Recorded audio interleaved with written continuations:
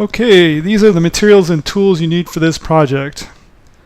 You need 4 2x4 by 12 inch long bases, 4 2x4 by 9 to 10 inch uprights. I used the 9 inch because I had them already lying around from another project unused.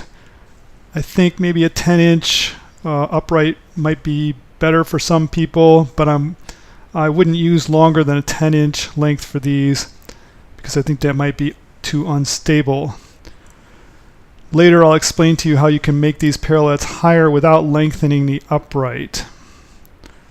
All of these wood pieces could come from one 2x4 by 8 foot, which would cost about $6, at least in my region.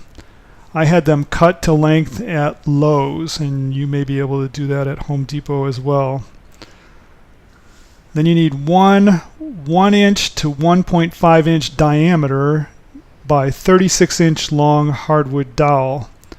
I used a 1 inch oak dowel that I already had on hand that cost me about $6.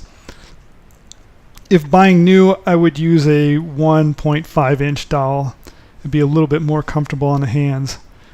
You can probably also have this cut at your supplier like Lowe's or Home Depot, but I cut mine myself. Then you need one spade bit with the same diameter as the dowel. In other words, if you're using a 1 inch dowel, you need a 1 inch spade bit. If you're using a 1 1/4 inch dowel, you need a 1 1/4 inch spade bit.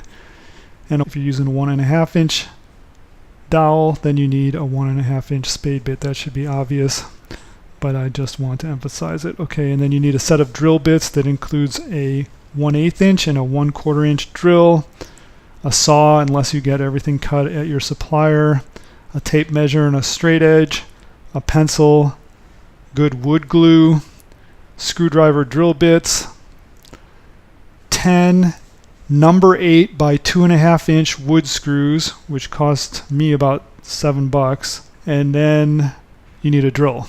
So altogether the wood materials and screws cost about $20.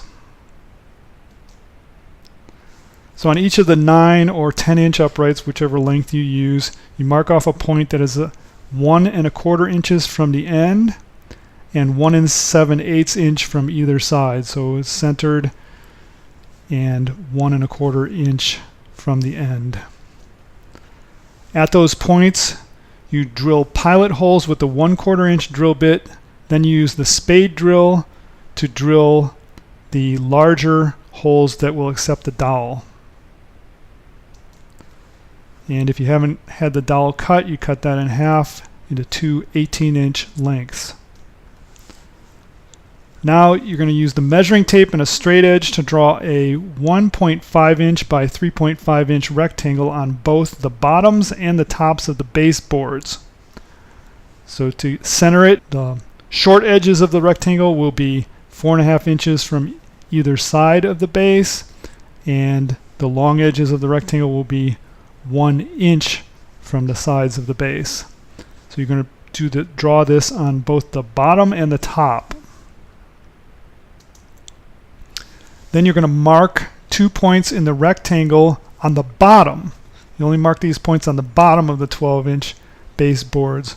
Those points are, again, they're centered in the board, so they're 1.875 inches or 1 7/8 inches from the long edge of the base and 5 3/8 inches from either short edge of the base. Now you use a 1/8 inch drill bit to make pilot holes in the bottom of the bases at those points that you just marked. Then you use a 1/4 inch drill to make countersink holes in the bottoms of the bases in those holes that you just drilled from the previous slide, so that the screw heads will be recessed below the surface of the base and won't scratch any surface on which you put the parallettes. Okay, the next step is you take the wood glue and use it to attach the uprights to the tops of the bases inside the rectangle that you drew on the tops earlier. Then you allow the wood glue to dry for 30 minutes.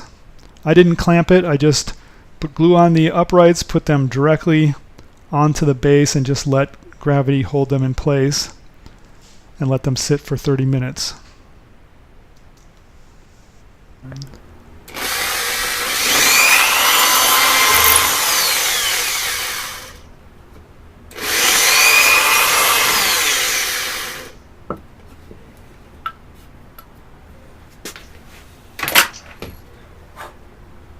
Okay, that's drilling the pilot holes. It's already glued together, but we're going to put screws in there.